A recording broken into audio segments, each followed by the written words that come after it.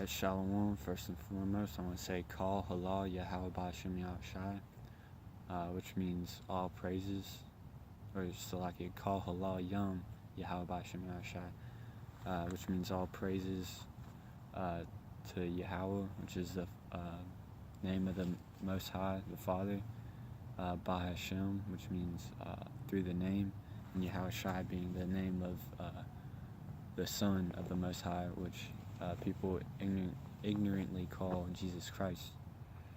This video is going to be about how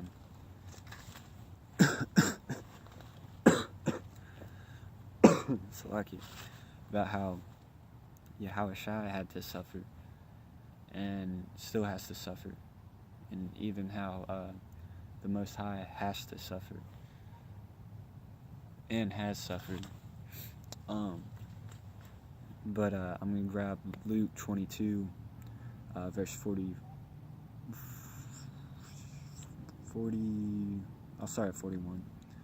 And he was withdrawn from them about a stone's cast, and kneeled down and prayed. He's talking about YAHAWASHI. And he prayed, saying, Father, if thou be willing, remove this cup from me. You know, because he was about to be crucified, and he was asking the Lord if, like, he didn't have to go through this. You know, praying, begging. It's like, I don't want to do this. Which cuts the Trinity doctrine right there, because, you know, they're two different beings. It's the Most High and it's the Son. And he said, nevertheless, not my will, but thine be done. You know, because it wasn't up to YAHAWASHI, it was up to Yahweh. He knew that he knew that he didn't have free will. You know, that's why it's important to say Lord willing, because it's not up to what we want. You know, it's always about the Lord's will be done, and YAHAWASHI knew that. YAHAWASHI knew that he didn't have free will. He had to fulfill a prophecy, and he was asking if he could fulfill it a different way. But it goes on, and there appeared an angel unto him from heaven, strengthening him. So an angel came down and gave him strength. And being in an agony, he prayed more earnestly, and his sweat was as it were great drops of blood falling down to the ground. You know, because he realized, it's like, shit, now I gotta do this. And he started sweating blood, man.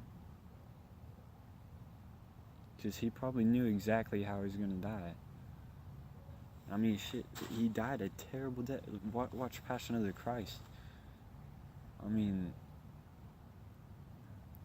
and that's only portraying stuff that that was written in the book, you know. like when he tripped and fell like 3 times, you know, people probably kicked him while he was down. People probably tripped him. That's probably why he fell. They're probably throwing shit at him while he was walking, whipping him, spitting on him, and all sorts of shit, man. I mean, and when he was whipped, they probably, you know, put fish hooks and shit like that in the whips to tear his skin even more. So when he got whipped, the hooks latched into his back, and didn't come straight out. It went all the way down his back until it couldn't go down his back even further. Probably sometimes like went all the way down to his heels and then unhooked. I'm gonna jump to Romans the 9th chapter. Wait, hold on. Let's see if that was it on that.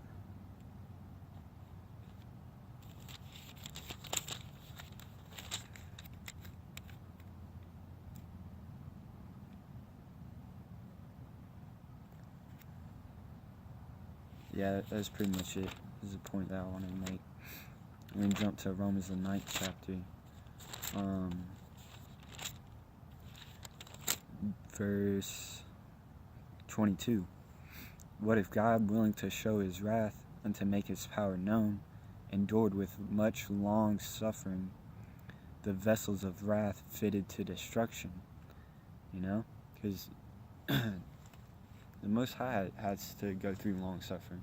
Because he builds up these kingdoms just to tear them down. You know, that's why he built up Egypt, was to show off his wrath.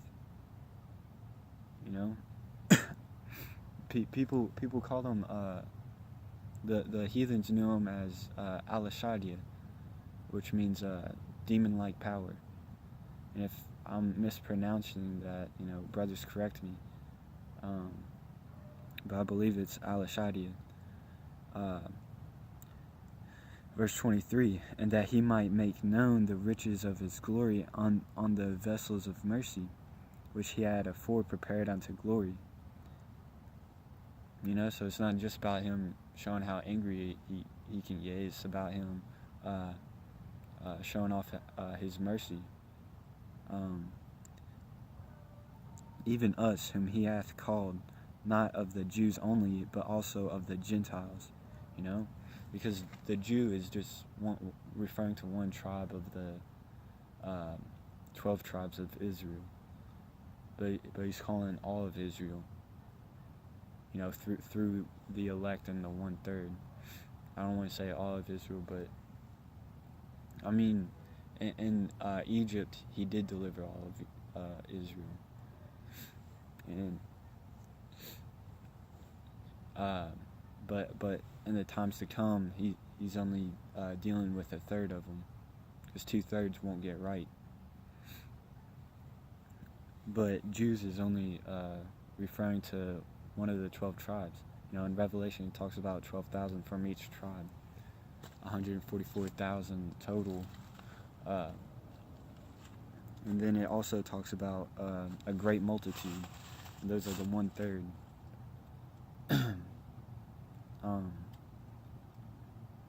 But yeah, man, the Most High has to go through long suffering. You know.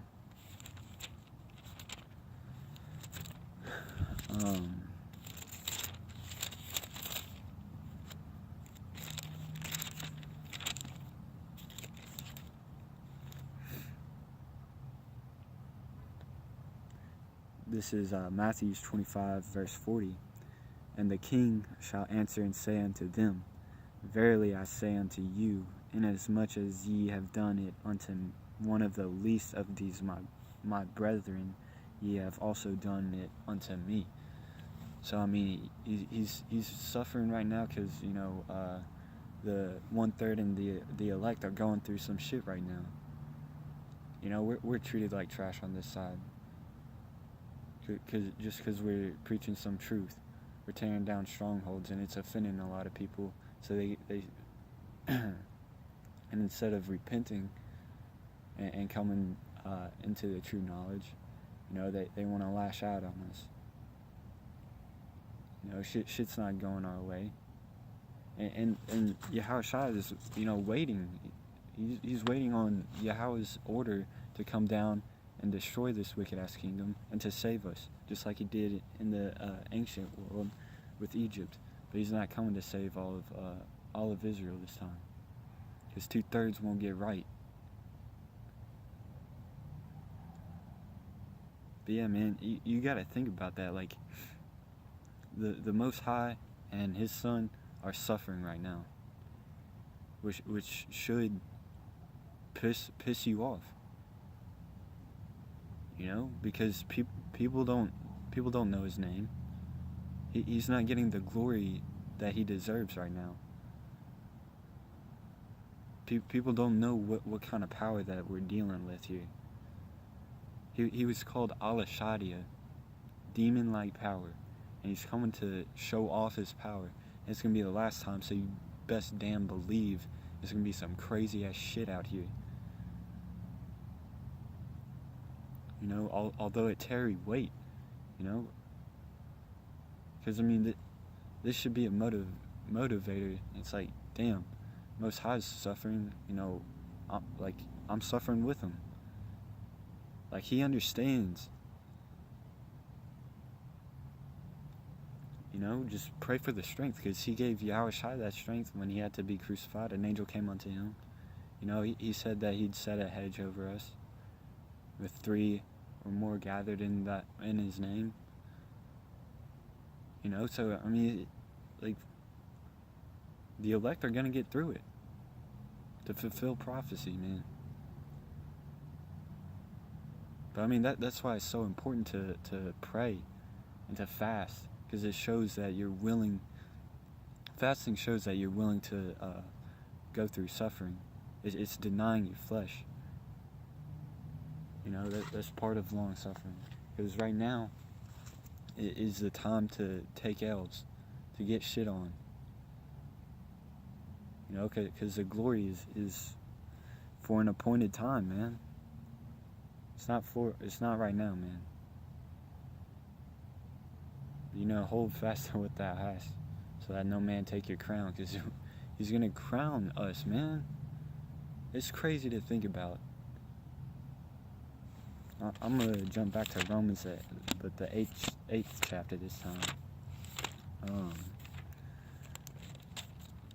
This is Romans 8:18. For I reckon that the sufferings of this present time are not worthy to be compared with the glory which shall be revealed in us. I mean, that kind of speaks for itself.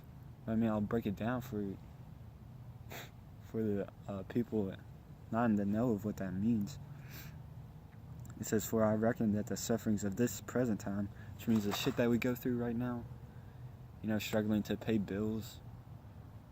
So the fuck what?